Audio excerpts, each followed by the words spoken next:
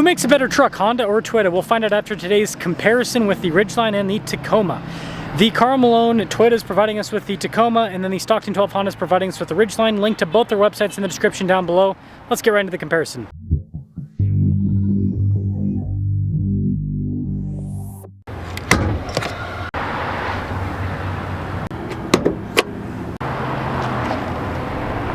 Under the hood of the Tacoma is a turbo hybrid 2.4 liter 4-cylinder that goes through an 8-speed automatic. Fuel economy is 22 around town, 24 on the highway, with power outputs being 326 horsepower and then 465 pound-feet of torque. The Ridgeline is powered by a naturally aspirated 3.5 liter V6 that goes through a 9-speed. Fuel economy is 18 around town, 24 on the highway, with power outputs being 280 horsepower and then 262 pound-feet of torque. If you like comparisons like this and you're able to subscribe, I'd appreciate it. Now, the Tacoma is a traditional truck, being body on frame, and it is quite a bit taller than the Ridgeline, but you note it has that dorky air dam at the bottom because of the hybrid to help out with fuel economy. It's got fog lights too. The Ridgeline is kind of crossover looking with the front end because literally it's just the front end of the old generation Pilot, but front end features are pretty similar. You don't have big tow hooks poking out though, or a giant air dam either. With the Toyota, it's 265 by 70 by 18 for the tire and wheel setup, and you got those special wheels with the Tier D off-road. But the Honda, it's 245 by 60 by 18, so yeah, much smaller tire, but cool blacked out wheels. And just to give you guys an idea of this tire size difference, it's substantial. And if you take a look at the side of the Tacoma, you can tell there's space for even larger tires. So yeah, if big tires are your thing, the Tacoma being a traditional truck, body on frame, solid rear axle, it's going to be able to fit more. Now, the Ridgeline is unibody, independent suspension all around, but it does still have a truck bed.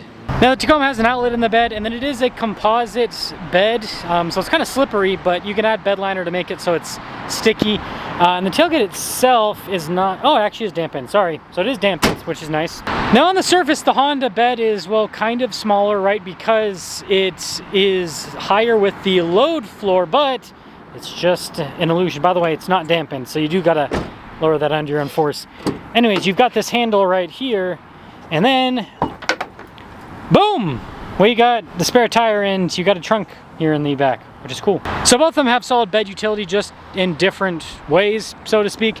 Anyways, with the Ridgeline, the bumper in the back is unpainted, but you have dual outlet exhaust tips. In the Tacoma, it's actually painted, and the spare tire sits underneath the truck rather than in a trunk. Now in the back of the Ridgeline, I've got pretty good space. I like the knee position and everything back here.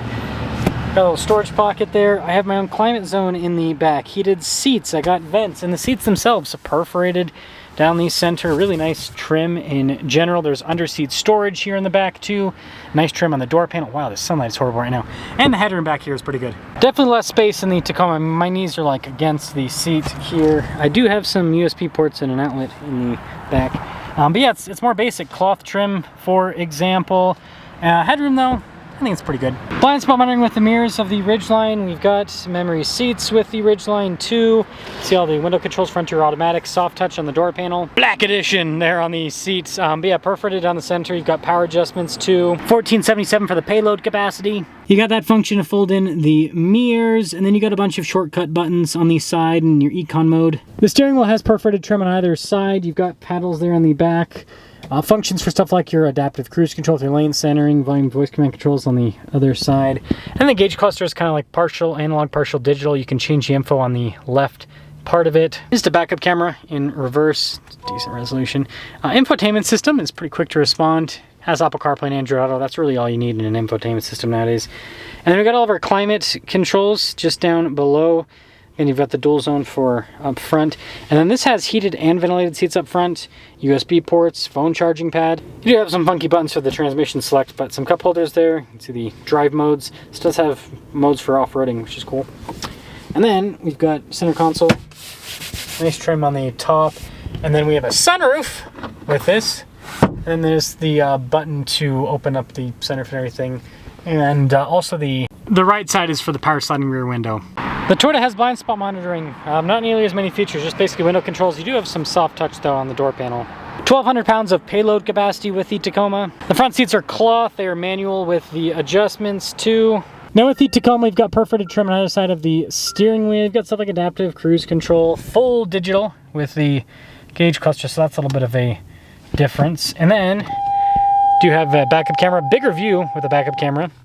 And then as for the infotainment system, it's a lot larger with the screen view, but functionality is not too different from the Honda. It's just kind of big. So, single zone climate. This does have heated seats, which is a nice thing to add. Some USB ports below in front of the shifter here. Now this is different. The Honda, obviously all-wheel drive because it's built off of a crossover.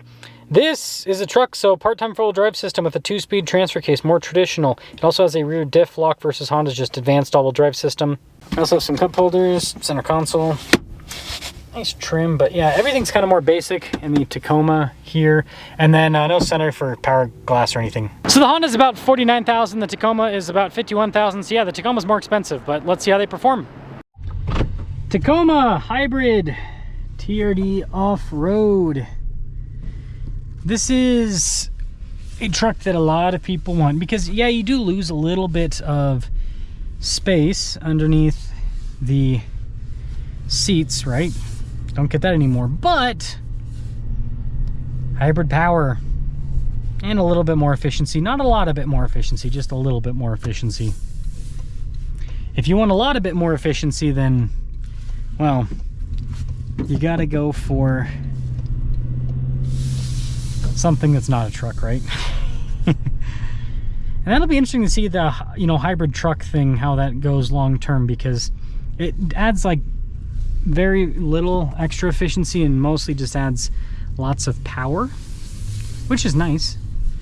But I'm wondering how that's going to take on. But I mean, I do think that it adds enough extra efficiency that you get the, if you do a reasonable enough fuel tank, you get extra range.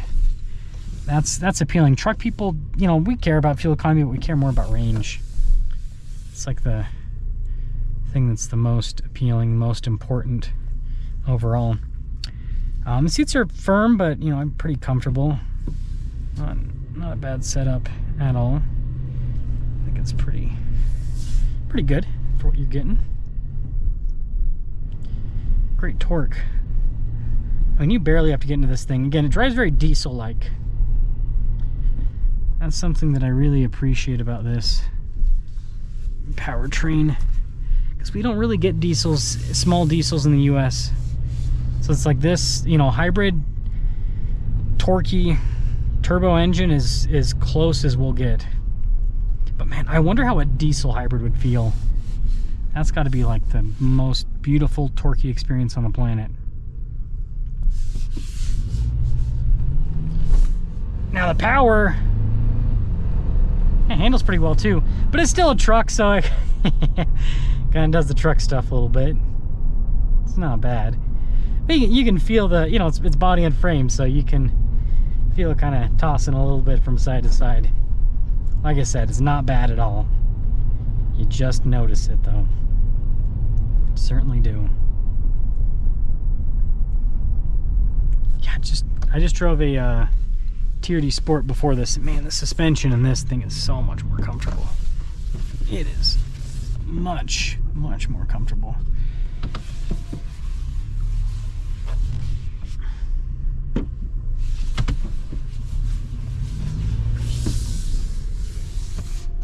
Got to turn the steering wheel forever, but not bad. I really do like the torque, and the suspension's good. This truck drives really well. Yeah, the top end's not super strong, but that's fine. It's a truck. Most of the time when you're driving a truck, you're doing this, right? You're partial throttle, and it's got the torque for the partial throttle. No problems, no complaints. It just does the work it needs to do. Yeah, the suspension, this is good. So the Tacoma off-road, well, remove the air dam, of course. You'll lose a little bit of fuel economy. And put more aggressive tires on it. Again, you lose a little bit of fuel economy, but it's worth it. And just understand, you don't really need to modify these new Tacomas all that much. You can fit pretty big tires underneath these things. Stock. So just do big aggressive tires, remove the air dam, and you have a very capable, good-looking truck. But you're still paying a pretty penny for it. The hybrid ain't cheap, and well, someone donked a Tundra. Anyways, The hybrid ain't cheap, and the new Tacoma is definitely not cheap. I mean, cloth seats for over 50 grand, but I suppose someone's paying it, right? Or Toyota would stop making them. So Honda back to back with the Tacoma. It's crazy, this is a little bit less expensive than that Tacoma, but you know, it's all about packaging. And well, if we compare this to any other mid-size pickup truck, it's actually like more comparable option to price. It's just those Tacomas. And by the way, I will be comparing this to a Frontier in the near future. I do want to get that comparison put together. I think that'll be a good one. Maybe I'll do that tomorrow. I got nothing better to do. I got nothing better to do. V6 is smooth. So the Tacoma has way more torque. I mean, you feel the torque difference. It's substantial, but this is very comfortable. It's cozy in here. I didn't even have the heat on. Turn the heated seat though. But yeah, it's like a cozy cabin. Feels spacious. The Tacoma, right, with body and frame, right, you got the frame and the cab on top, and so you're kind of pushed up. That's why the truck's so much taller too, by the way. Unibody, you don't have to be as tall because you've got all this space down below to work with. But the point I'm trying to make is this just feels more spacious. And I think it's also this center console design, right? Not having a shifter, which is kind of lame, but it does mean there's a little bit more openness to the side of you. It's pretty quiet in here. And the biggest thing is, like, the Tacoma, I feel like I'm driving a truck because it's body and frame, solid rear axle. It kind of bumps about. This, you don't feel like you're really in a truck. I feel like I'm in a car, and then I look back and I'm like, oh, it keeps going. There's a truck behind me. This light should be shifting soon. Should be. But then you always gotta wait a second here in Utah nowadays because people run red lights like crazy. I know they do everywhere, but it used to not be a thing here, and now it's a thing all the time here. That's why it's like the contrast. There you go, there's someone who just ran it. So maybe they had a yellow, but man, this is smooth.